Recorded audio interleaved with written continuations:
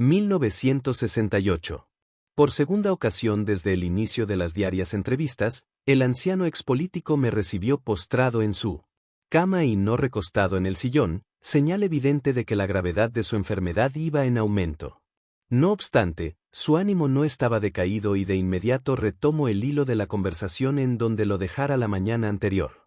Como le decía ayer, el licenciado Díaz Ordaz supo proseguir con una acertada política económica, lo cual se debió en buena medida a que ratificó en su cargo como secretario de Hacienda al licenciado Antonio Ortiz Mena, sin lugar a dudas una de las mejores mentes financieras que hemos tenido.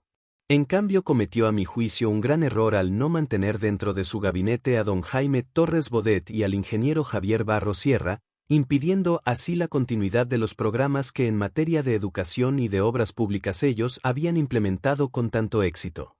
Me imagino que eso se debió a que Díaz Ordaz no toleraba que nadie le hiciese sombra. Y el prestigio de esas dos personalidades era mucho mayor que el de él, opiné. Tal vez. Hay también que comprender el problema que tenía derivado de la desventajosa comparación que solía hacerse entre él y su antecesor. El licenciado López Mateos poseía un gran carisma y era amable por naturaleza, lo cual le había permitido contar a lo largo de su mandato con un elevado índice de popularidad. En cambio el licenciado Díaz Ordaz, además de su gran fealdad, era de modales bruscos y autoritarios, lo que hacía que la gente se mantuviese cohibida y atemorizada en su presencia. Esta situación había provocado en él cierto complejo que de manera inconsciente le llevaba a evitar rodearse de personas que atrajesen admiración y cariño. Pero dejemos a un lado las apreciaciones de índole psicológica y vayamos a tratar de desentrañar los sucesos que ocurrieron en 1966, sobre los cuales usted tiene una muy especial interpretación. ¿Cuáles fueron a su juicio las características que singularizaron a estos acontecimientos? Creo que antes que nada tenemos que coincidir en que lo que distingue a esos acontecimientos es su carácter planetario.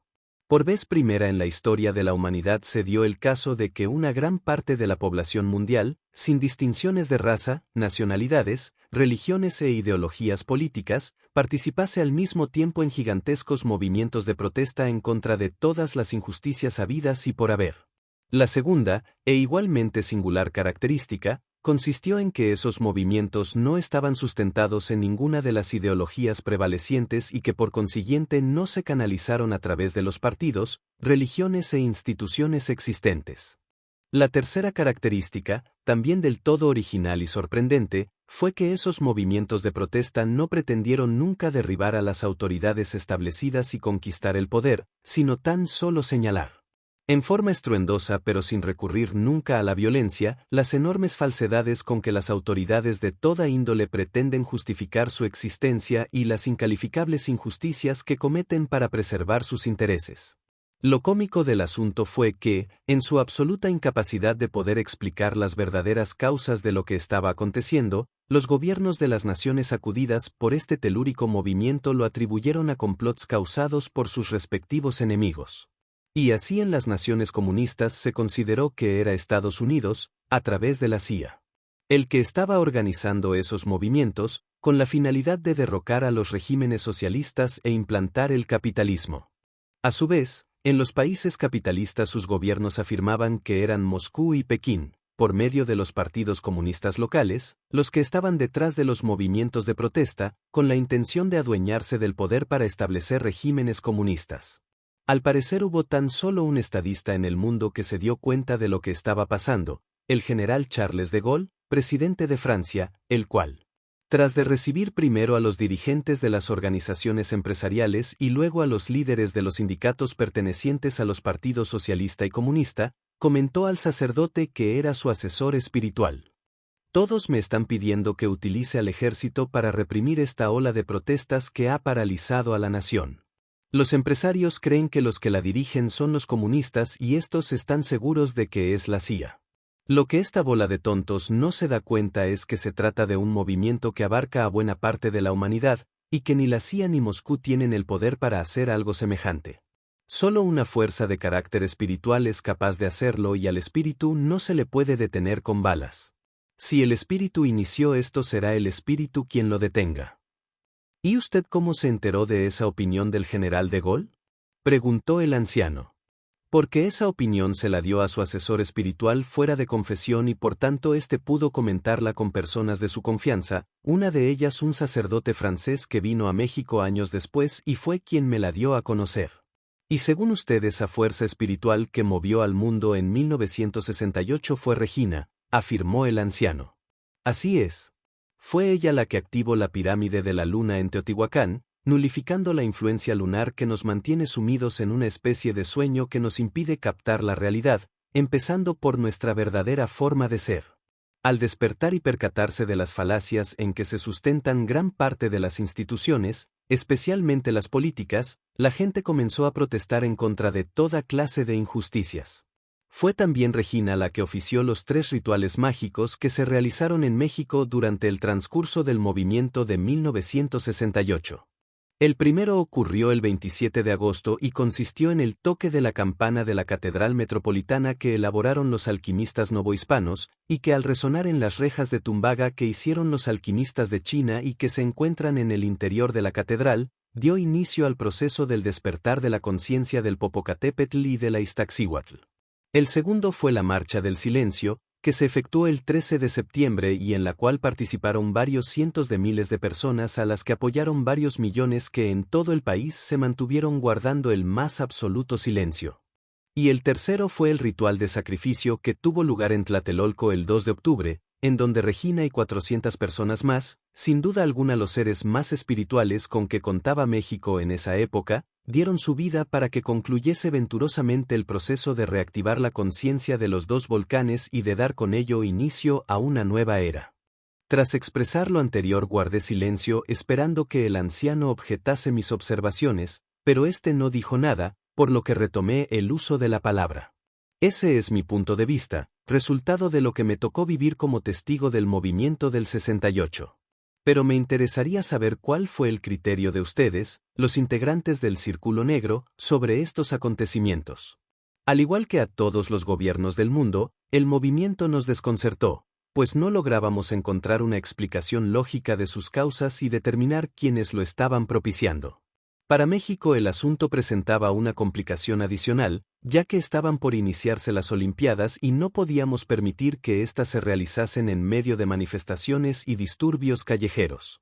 Por si fuera poco, los Estados Unidos amenazaban con apoyar un golpe de Estado, temerosos de que se derrumbase el gobierno y se instaurase otro del todo contrario a sus intereses.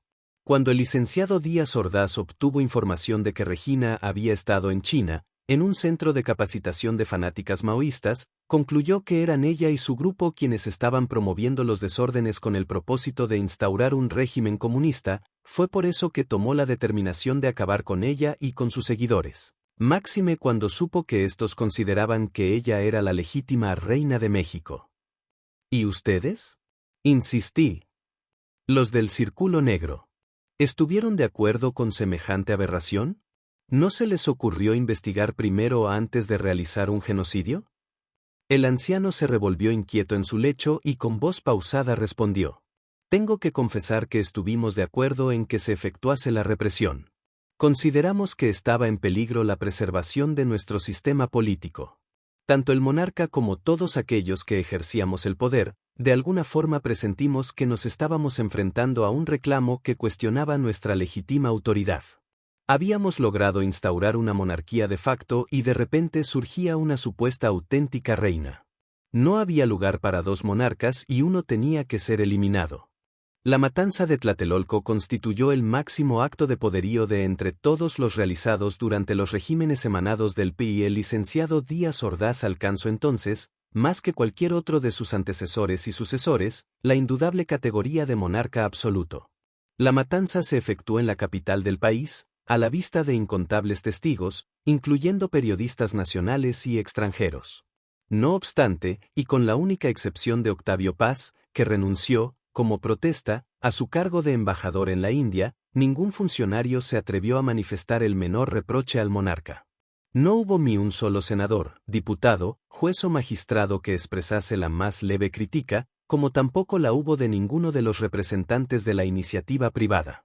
El anciano interrumpió su exposición, como si le costase trabajo encontrar las palabras para explicar lo que quería decir, luego prosiguió. Con todo lo que ha ocurrido desde entonces y con la perspectiva que da el paso del tiempo, ahora es fácil comprender que el 2 de octubre de 1966 representó, a un mismo tiempo, el pináculo del poderío alcanzado por nuestro sistema político y el inicio del imparable declive que lo llevaría a su desaparición. Al realizar un acto carente de justificación histórica, cometimos un auténtico suicidio. Fuimos nosotros, quienes ejercíamos el poder real. El monarca y los integrantes del Círculo Negro, los que propiciamos una estocada mortal al sistema político que pretendíamos preservar. Se inició a partir de entonces su lenta agonía. En un principio creímos que lo de Tlatelolco había sido tan solo una matanza más, semejante a otras que habían tenido que hacerse para lograr mantener el orden y la estabilidad que nos habían dado paz y progreso. Esas otras matanzas habían caído en el olvido sin producir ninguna consecuencia, pero esta había sido del todo diferente, pues en ella no solo hubo víctimas sino mártires, especialmente su amiga Regina, que está adquiriendo dimensiones míticas. Tlatelolco fue el gran error, el suicidio del Perry. El rostro del anciano dejaba ver un sentimiento de pesar tan profundo que en un primer momento me conmovió, pero de inmediato comprendí que dicho sentimiento no era resultado de un arrepentimiento por la cruel matanza que el gobierno perpetrara en la Plaza de las Tres Culturas, sino de considerar que esa represión había constituido el error que ocasionaría primero la decadencia y finalmente el derrumbe del sistema político del que él había sido uno de sus creadores y de sus más importantes personajes. Estimando que el anciano había terminado ya de expresar sus personales puntos de vista sobre el tema abordado en esa ocasión, me despedí quedando de retornar a la mañana siguiente.